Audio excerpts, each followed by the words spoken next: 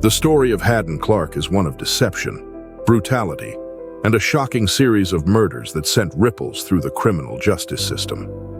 Clark's tale begins not with bloodshed, but with a man who appeared outwardly normal. Someone who could blend into any crowd, deceive anyone, and avoid suspicion for decades. Yet beneath the surface was a darkness that no one saw coming.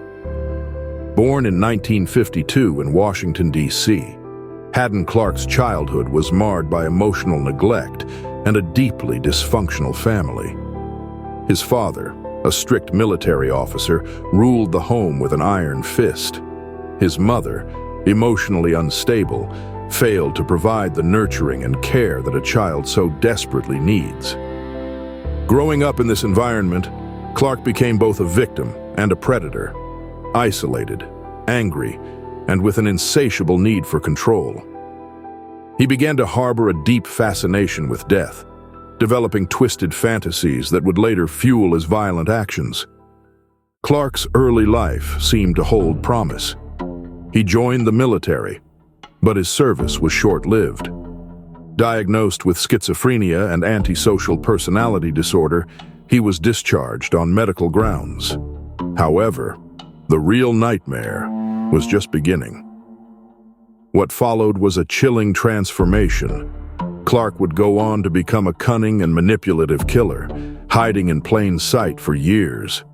He was the kind of man who could talk his way into a room and make you believe that everything was normal. But behind his cool demeanor was a man capable of horrific acts. In the mid-1980s, Clark committed his first murder. Michelle Dorr was only 6 years old when she disappeared on May 31st, 1986, while playing in her backyard in Silver Spring, Maryland, during a visit with her father, Carl Dorr. After running errands with her father earlier in the day, Michelle went out to play in a small wading pool. By the time Carl Dorr checked on her, she had vanished without a trace. Despite a thorough search and investigation, including questioning the father and evaluating his psychological state, no immediate leads were found. The case went cold, and Michelle's whereabouts remained unknown. The involvement of Hadden Clark in this case was initially considered during the investigation, as Clark lived just a few doors down from the Dorr family. But Clark wasn't immediately caught. He cleverly manipulated his way out of suspicion, playing the part of a harmless, ordinary man. His calm demeanor and smooth talking were all part of the act, a perfect disguise for a calculating killer. Michelle's murder went unsolved, and Clark continued his life, slipping into the shadows as if nothing had happened. But the darkness within him was growing, and it wouldn't stay hidden for long. By the early 1990s, Clark was becoming more brazen. In 1992, Hadden Clark abducted Laura Houtling from a secluded area. He took her to a remote location where he held her captive for hours. During this time, he tortured her, inflicting unimaginable pain and terror. The sadistic nature of his actions was shocking. Laura's pleas for mercy went unanswered. After hours of prolonged suffering, Clark murdered Laura and then dismembered her body in a grotesque, horrifying act. The brutality of Laura's murder reflected the extent of Clark's depravity. He took pleasure in his control over his victim, continuing to manipulate the situation even as the investigation unfolded. Clark's calm demeanor, coupled with his chilling acts of violence, made the case all the more disturbing. Hadden Clark's disturbing tendencies extended beyond his violent acts. He was also known for his penchant for cross-dressing and his cannibalistic behavior. Clark often wore women's clothing, a practice that was a part of his complex and dark personality. This odd behavior was part of the manipulation and deception that helped him conceal his true nature. In addition to his cross-dressing, Clark's crimes included a chilling level of cannibalism. He confessed to eating parts of his victims' bodies, specifically after murdering them.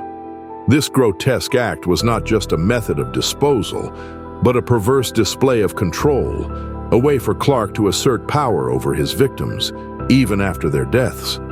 His cannibalistic tendencies, were among the most disturbing elements of his crimes, further adding to the horror of his already horrific actions. Hadden Clark's reign of terror finally came to an end in 1994.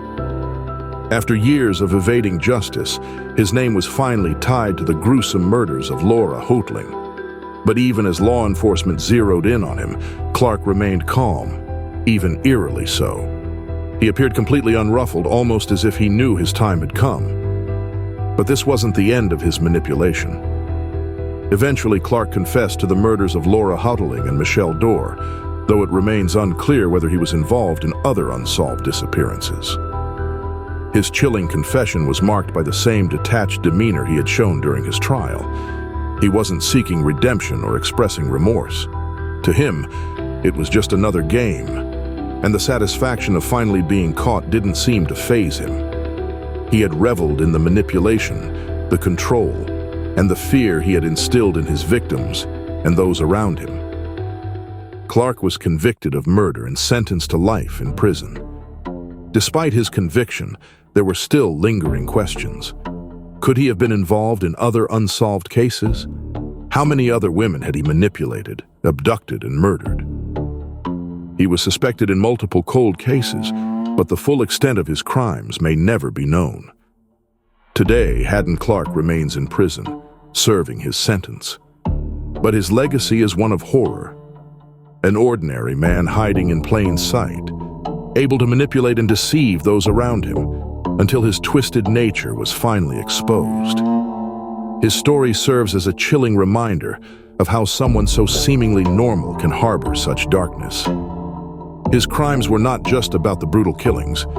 They were about the control he exerted over his victims, his manipulation of the justice system, and the cold, calculated way he operated, making him one of the most disturbing killers in recent history.